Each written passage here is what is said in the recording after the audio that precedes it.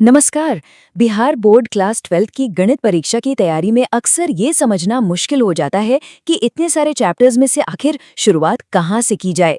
लेकिन अब चिंता की कोई बात नहीं है। आज हम ऑफिशियल सिलेबस और एग्जाम पैटर्न के डेटा को इस्तेमाल करके एक ऐसी सॉलिड रणनीति बनाएंगे जो टॉप स्कोरर बनने में मदद करेगी। ये बात सुनने में थोड़ी मजाकिया लग सकती है ना? लेकिन ये उस कंफ्यूजन को बिल्कुल सही पकड़ती है जिसका सामना कई स्टूडेंट्स सही स्टडी मटेरियल और स्ट्रैटेजी ढूंढते वक्त करते हैं। हर कोई बस अपने लिए सबसे अच्छा तरीका खोजने में लगा हुआ है। हाँ, तो यही है सबसे बड़ा सवाल। और देखिए, इसका जवाब सिर्फ ज्यादा मेहनत करने में नहीं, बल्कि स्मार्ट तरीके से पढ़ाई करने में छुपा है। तो चलिए मिलकर इस सवाल का जवाब ढूंढते हैं। ठीक है, तो अब सीधे उस ब्लूप्रिंट पर आते हैं जो सफलता दिलाएगा। देखिए, किसी भी एग्जाम में अच्छा करने का राज ना उसके सिलेबस के वेटेज को समझने में होता है। अगर ये पता चल जाए कि कौन सी यूनिट से कितने नंबर के सवाल आते हैं, तो समझ लीजिए आधी लड़ाई तो वहीं जीत ली। जरा इस डेटा को ध्यान से देखिए। कैलकुलस अकेले ही 40% का वेटेज रखता है। जी हाँ, 100 में से 40 नंबर सिर्फ इस एक यूनिट से। तो मतलब साफ है, अगर मैथ में टॉप करना है तो पहली प्राथमिकता कैलकुलस ही होनी चाहिए। इसके ठीक बाद है वेक्टर्स और 3D ज्योमेट्री, पूरे 18% वेटेज के साथ। अब जरा एग्जाम के पैटर्न को भी समझ लेते हैं। कुल 100 नंबरों में से 50 नंबर तो सीधे सीधे ऑब्जेक्टिव यानी MCQ सवालों के लिए हैं। इसका मतलब ये है कि 60 में से सिर्फ 50 सवालों के सही जवाब देने हैं और 50 नंबर पक्के हो सकते हैं। ये हमारी स्ट्रैटेजी का एक बहुत बहुत जरूरी हिस्सा है। तो जैसा कि हमने देखा, कैलकुलस ही असली गेम चेंजर है।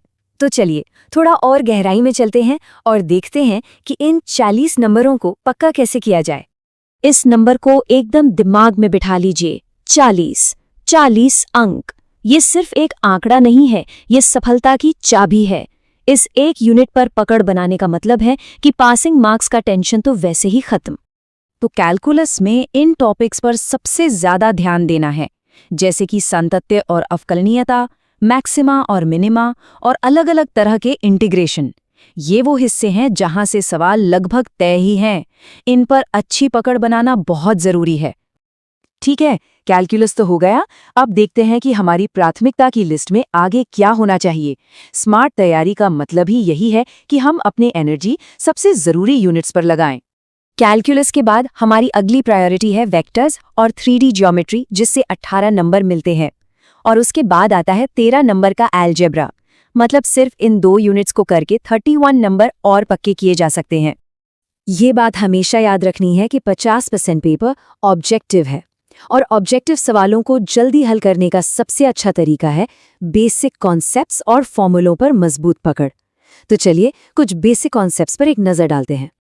पहले चैप्टर यानी संबंध और फलन से इन 2 कॉन्सेप्ट्स को समझना बहुत जरूरी है। याद रखिए, हर फलन एक संबंध है, लेकिन हर संबंध फलन नहीं।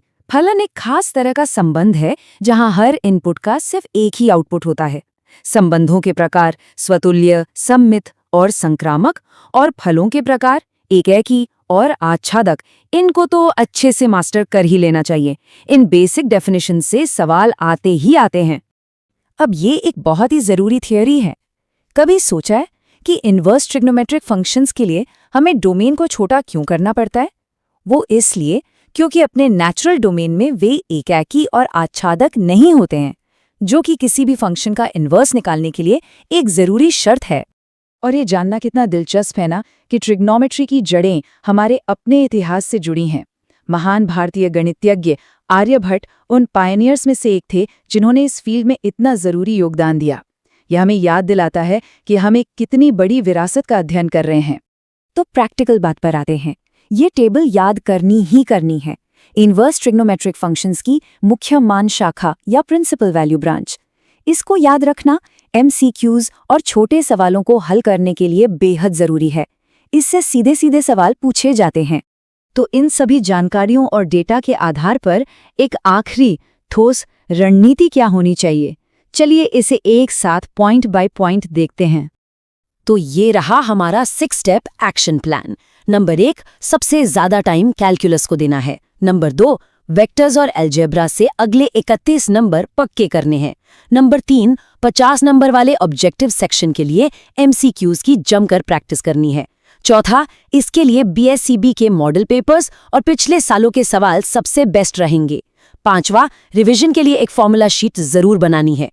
और छठा, एक ऐसा टाइम टेबल फॉलो करना है जिससे एग्जाम से पहले सिलेबस आराम से पूरा हो जाए। ये सारी जानकारी सिर्फ देखने के लिए नहीं है, बल्कि इस पर अमल करने के लिए है। तो अब सवाल ये है कि आज इस योजना में से कौन सा पहला कदम उठाया जाएगा? कैलकुलस का कोई चैप्टर या शायद पिछले साल का कोई पेपर? जो भी हो, शुरुआत आज से ही होनी चाहिए।